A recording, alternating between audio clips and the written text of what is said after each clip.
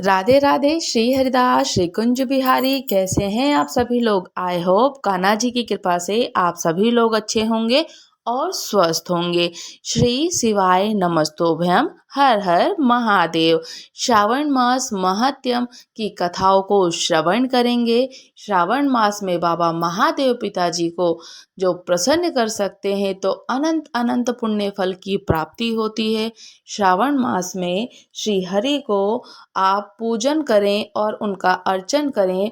भगवान बाबा महादेव पिताजी प्रसन्न होते हैं और अपने भक्तों पर पूर्ण रूप से कृपा बनाते हैं। बाबा महादेव पिताजी को आप नित्य प्रतिदिन पूजन अर्चन नहीं कर पाते हैं या आपने किसी भी समय उनकी पूजन अर्चन नहीं कर पाए हैं, तो अगर आप लोगों ने श्रावण मास में बाबा महादेव पिताजी को रुद्र अभिषेक, पार्थिव शिवलिंग का निर्माण, जल अभिषेक या उनको थोड़ा सा भी फल फूल धूप दीप नैवेद्य समर्पित करके उनका पूजन अर्चन कर दिया। ओम नमो भगवते वासुदेवाय। श्री शिवाय नमस्तोभ्यम। ओम नमः शिवाय। नमः शिवाय। पंचाक्षरी, अष्टाक्षरी, द्वादक्षरी और शरणाक्षरी मंत्रों का उच्चारण कर सकते हैं। उनकी मानसिक रूप से सेवा कर सकते हैं।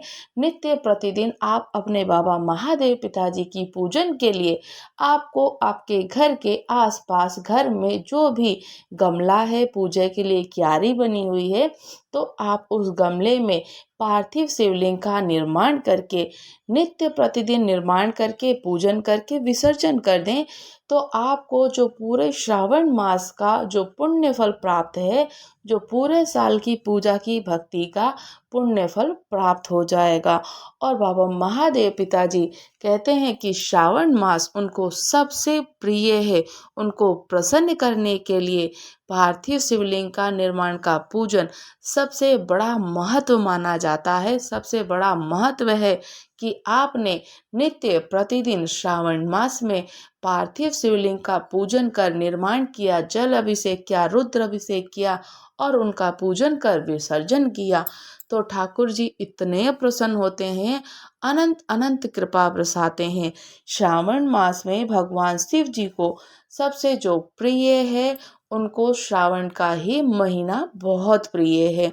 और माता पार्वती जी की कठोर तपस्या और बाबा महादेव पिताजी को हलाहल विष का पान करने से सभी जो ठाकुर जी बाबा महादेव पिताजी उनकी पूजन अर्चन होती है, उनका कथाओं को श्रवण किया जाता है, उनकी लीलाओं को वाचा जाता है।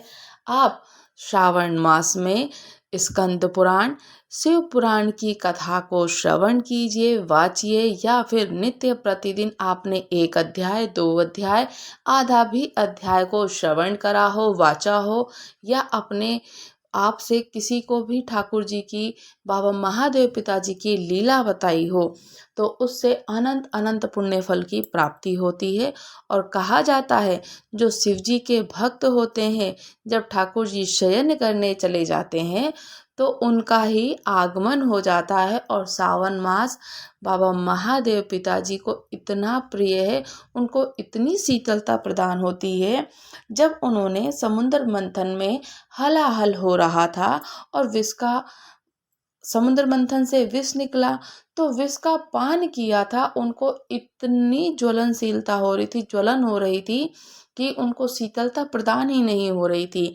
तभी से उनको सभी देवी देवताओं ने उनको शीतलता प्रदान करने के लिए उनको जल अभिषेक किया, रुद्र अभिषेक किया। तब बाबा महादेव पिताजी को जल से जो उनको शीतलता प्रदान हुई है, तभी से उनको जल अभिषेक करने की परंपरा भी शुरू कर दी गई थी।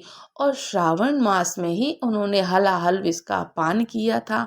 और जब उन्होंने हलाहल विष का पान किया, समुद्र मंथन चल रहा था, हलाहल विष निकला और हलाहल विष का पान करके बाबा महादेव पिताजी ने कंठ में ही अपने माँ भगवती जी की इतनी कठोर तपस्या थी उनको पति रूप में पाने की, तो उन्होंने बहुत कठिन तपस्या और कठोर तपस्या करी थी पति रूप में प्राप्त करने के लिए।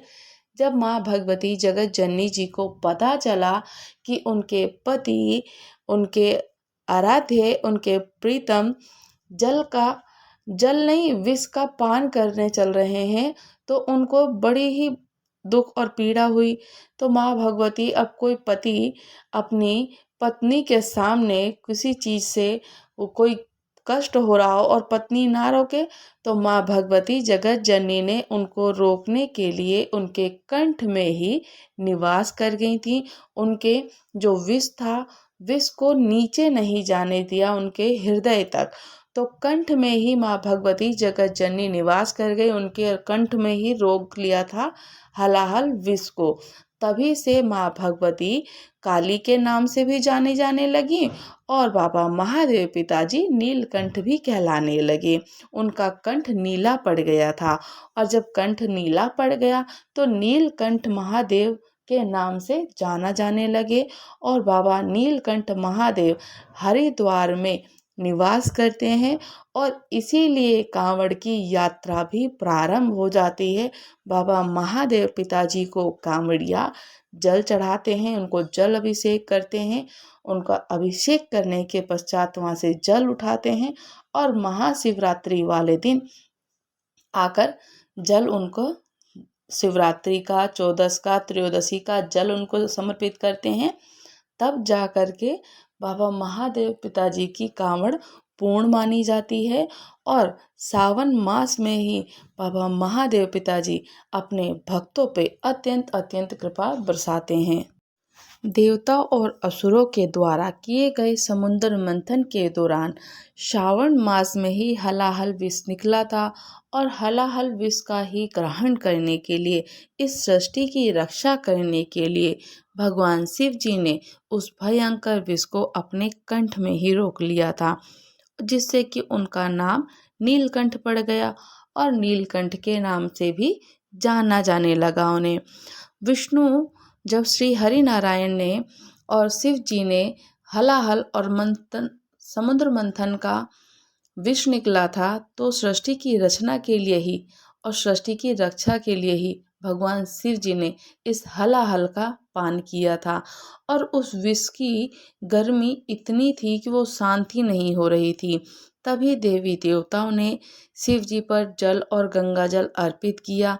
तब से ही शिवलिंग पर और शिव जी पर जल अभिषेक की परंपरा भी शुरू हो गई और पौराणिक मान्यताओं का अनुसार भी यही है कि माता सती ने पूर्व जन्म लेकर हिमालय राज की पुत्री पार्वती के रूप में जन्म लिया और शिव जी को पति रूप में पाने के लिए माता पार्वती ने श्रावण मास में कठोर तपस्या और आराधना साधना करी थी। उनकी अटूट भक्ति से ही प्रसन्न होकर बाबा महादेव पिताजी ने, शिव जी ने उन्हें अपनी अर्धांगिनी के रूप में स्वीकार किया।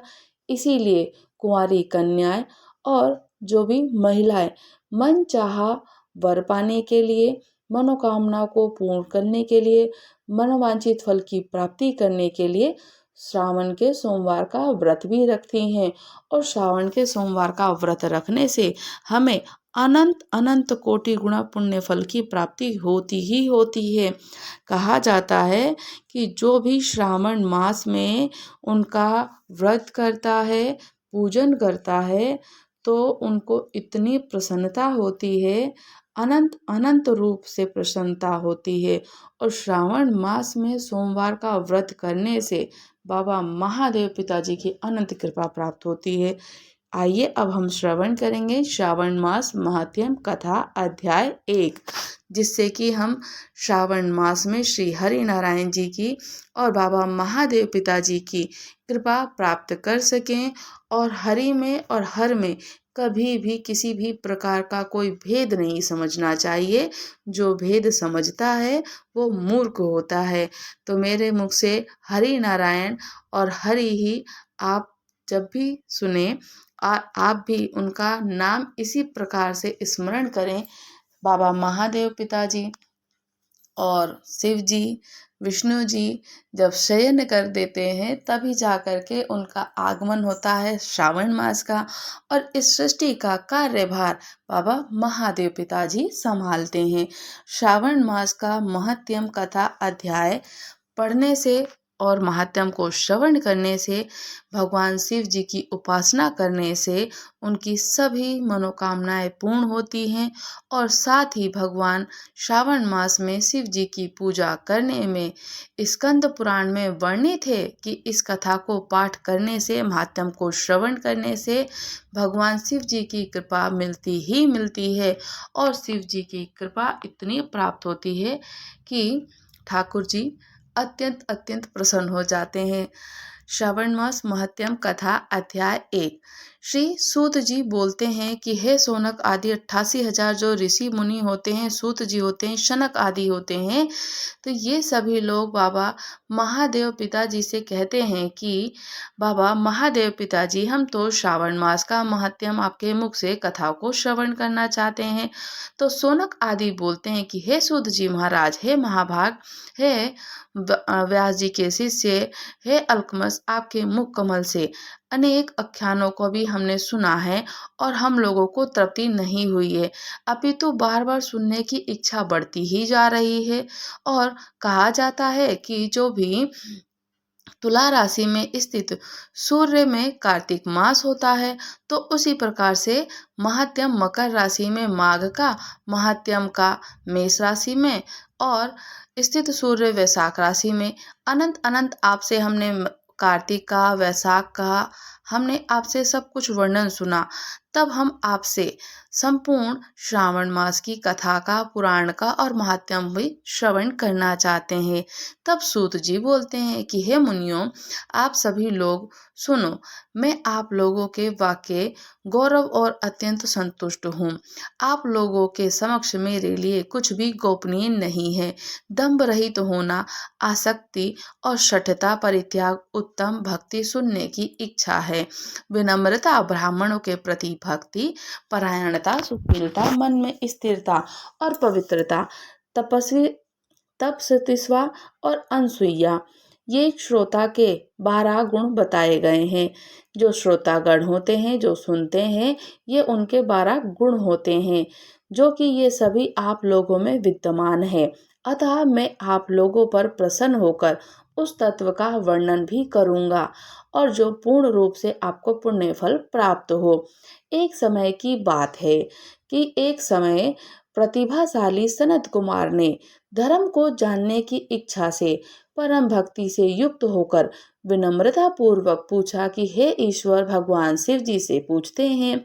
तब सनत कुमार बोलते हैं कि योगियों के द्वारा आराधनीय और चरण कमल वाले हे देवों के देव महादेव, हे महाभाग, हमने आपसे अनेक व्रत, वैशाख, कार्तिक या आषाढ़, सावन, भादों का हमने तो आपसे वर्णन सुना है और अनेक व्रतों का भी, बहुत धार्मिकों का और बहुत से अनंत धर्मों का वर्णन भी सुना है। तो कृपया करके आप श्रवण का भी हमें श्रवण कराएं, श्रावण मास का महत्म बताएं। फिर हम लोगों के मन में सुनने की अभिलाषा हो रही है। तो 12 मासों में जो मास आपको सबसे सर्वश्रेष्ठ और प्रिय है, आपकी अत्यंत प्रीति कराने वाला हो और सभी कर्मों की सिद्धि देने वाला हो। अन्य मास में किया गया कर्म यदि इस मास में किया जाए तो वह अनंत फल प्रदान करने वाला हो। हे देवों के देव महादेव, हे दयानिधि, उस मास को बताने की कृपा कीजिए। साथ ही लोगों का अनुग्रह की कामना और मनोवांछित फल की प्राप्ति, उस मास के सभी धर्मों का भी वर्णन कीजिए। तब बाबा महादेव पिताजी बोलते हैं कि हे सनत कुमार, मैं अत्यंत गोपनीय भी आपको बात बताऊंगा। हे सुव्रत, हे विधि नंदन, मैं आपकी स्वेच्छा से, भक्ति पूर्वक से और भक्ति से प्रसन्न हूँ। 12 मासों में श्रावण मास मुझे अत्यंत से अत्यंत प्रिय है और इसका महत्म सुनने के योग्य है। इसे श्रावण मास कहा गया है। इस मास में श्रवण नक्षत्र युक्त पूर्णिमा होती है, इस कारण से भी इसे श्रावण कहा जाता है। इसके महात्म के श्रवण मात्र से ये सिद्धि प्रदान करने वाला है, इसलिए भी ये श्रावण की संज्ञा वाला है। निर्मलता गुण के कारण ये आकाश के दृश्य इसलिए नाभा कहा जाता है। और इस श्रावण मास में धर्मों की गणना करने से भी इस पृथ्वी लोक में कौन समर्थ हो सकता है। जिसके फल को संपूर्ण रूप से वर्णन करने के लिए ब्रह्मा जी के 4 मुख वाले हो गए थे, जिसके फल की महिमा को देखने के लिए इंद्र 1000 नेत्रों से युक्त हुए हैं, जिसके फल को कहने के लिए शेष नाग के 2000 जीवाओं से संपन्न हुए हैं। अधिक कहने से भला ही अब क्या प्रयोजन। इसके महात्म्य को देखने और कहने में कोई भी सामर्थ्यता नहीं है। तो हे मुनि, अन्य मास इसकी एक कला को भी नहीं प्राप्त कर सकते हैं। ये सभी व्रतों में और धर्मों से युक्त है। इस महीनों में जो श्रावण महीना है, श्रावण मास है, एक भी दिन ऐसा नहीं होता है जो व्रत से रहित दिखाई देता हो। और इस मास में सभी तिथियां व्रत के युक्त होती हैं, व्रत करने योग्य होती हैं। श्रावण मास का महात्म्य, नियम और संयम होता है। इसके महात्म्य के संदर्भ में मैंने जो कहा है वे केवल प्रशंसा मात्र नहीं, आर्तो जिज्ञासु भक्त और अर्थ कामना मोक्ष धर्म की अभिलाषा रखने वाले, अपने अपने अवशिष्ट की आकांक्षा रखने वाले चारों प्रकार के लोग, ब्रह्मचार्य, गृहस्थ, वानप्रस्थ और संन्यास आश्रम वाले इस श्रावण मास का व्रत का अनुष्ठान करना ही चाहिए। तब सनत कुमार बोलते हैं कि हे भगवान, आपने जो कहा है इस मास में सभी दिन और तिथियां व्रत के रहित नहीं है, तो आप उन्हें मुझे बताइए कि किस तिथि में और किस दिन कौन सा व्रत होता है, उस व्रत का अधिकारी कौन है, उस व्रत का फल क्या होता है और किस किस ने उस व्रत को किया है, उसका उद्यापन की विधि क्या होती है, प्रधान पूजा कहाँ होती है, जागरण करने की क्या विधि है और उसके देवता कौन हैं, उस देवता की पूजा कहाँ होनी चाहिए, पूजन की सामग्री क्या होती है और किस व्रत को कौन सा समय होना चाहिए। प्रभु, आप मुझे सब कुछ बताइए। ये मास आपको प्रिय क्यों है और किस कारण ये पवित्र महीना आपको अत्यंत प्रिय है। इस मास में भगवान का कौन सा अवतार हुआ था, ये सभी मासों में श्रेष्ठ कैसा हुआ और इस मास में कौन कौन धर्म अनुष्ठान करने के योग्य हैं। प्रभु, ये सब कुछ बताइए। आपके समक्ष मुझे अज्ञानी का प्रसन्न करने में कितना ज्ञान हो सकता है, आप संपूर्ण रूप से बताएं। हे कृपालु, हे दयानिधि, मेरे पूछने के अतिरिक्त भी जो कुछ शेष रह गया हो आप उसे भी मुझे बताइए और उससे भी लोगों का उद्धार के लिए आप कृपया करके हमें बताइए। रविवार, सोमवार, भोमवार या मंगलवार, बुधवार, बृहस्पति, शुक्र, शनि, ये जो दिन रखाना चाहिए तो सब मुझे बताइए। आप सबके आदि में अभिभूत हुए हैं और आपको यदि देव कहा गया है तो जैसे एक विधि बाधा से अन्य की विधि बाधा नहीं होती, तो वैसे ही अन्य देवताओं के अल्प देवत्व के कारण आपको महादेव ही माना गया है। और तीनों देवताओं के निवास स्थान पीपल वृक्ष में सबसे ऊपर आपकी स्थिति है। कल्याण रूप होने के कारण आप शिव हैं और आप पाप समूह को हरने के कारण आप है हर के नाम से भी जाने जाते हैं। आपका नाम हर भी है। तो आपके यदि देव होने में आपका शुक्ल वर्ण प्रणाम है, तो क्योंकि प्राकृतिक में शुक्ल वर्ण ही प्रधान है, अन्य वर्ण विरक्त है। आप कर्पूर के समान गौर वर्ण हैं और आप यदि देव हैं तो आप गणपति के अधिष्ठान रूप 4 दल वाले मूलाधार और मूलाधार नामक चक्र से ब्रह्मा जी के अधिष्ठान रूप 6 दल वाले हैं और स्वादिष्ठान नामक चक्र से विष्णु जी के अधिष्ठान रूप से 10 दल वाले मणिपुर नामक चक्र से भी आप ही अधिष्ठित होने के कारण आप ब्रह्मा विष्णु के ऊपर स्थित हैं और ये आपकी प्रधानता को व्यक्त करता है। देव, एकमात्र आपकी ही पूजा से जो भी भक्त होते हैं पंचायतन पूजा की जाती है, जो दूसरे देवता की पूजा से किसी भी तरह संभव नहीं है। कहा जाता है पंचयतन जो पूजा होती है वो आपको ही होती है और किसी को संभव नहीं है। आप स्वयं शिव हैं और आपकी बाईं जांग पर आदि शक्ति बैठी हैं। आप तो स्वयं शिव हैं और आपकी बाईं जांग पर शक्ति स्वरूपा दुर्गा, दाहिने जांग में गणपति, आपके नेत्र में सूर्य और हृदय में भक्तराज भगवान श्री हरि हैं, विराजमान हैं आपके पास सभी। और अन्य के ब्रह्म रूप में हैं तथा रास के विष्णु रूप में होने के हैं। आपको उसका भोक्ता होने के कारण ईशान है। उसके आपको श्रेष्ठ तत्व की किससे संदेह हो सकता है। सबको विरक्त की शिक्षा देने वाले हेतु आप शमशान और तथा पर्वत पर स्वयं निवास करते हैं। आप विरक्त की शिक्षा सभी को देते हैं, किंतु तो आप तो सभी शमशान में और पर्वत पर निवास करते हैं। हे पुरुष सूक्त, मैं आपके मंत्रों का उच्चारण करता हूँ। ऐसा महर्षियों ने कहा है कि जगत के संहार करने वाले हलाहल को गले से किसने धारण किया हो, उसका विष का पान करने वाले महाप्रलय की कालंगनी को अपने मस्तक पर धारण करने में कौन समर्थ था भला। संसार रूप अंधकूप में पतन के हेतु कामदेव को किसने भस्म किया। आप ऐसे ही आपकी महिमा का वर्णन करने में कोई समर्थ नहीं है। और कौन सामर्थ्य है एक तुच्छ प्राणी में करोड़ों जन्म में भी आपके प्रभाव का वर्णन नहीं कर सकता।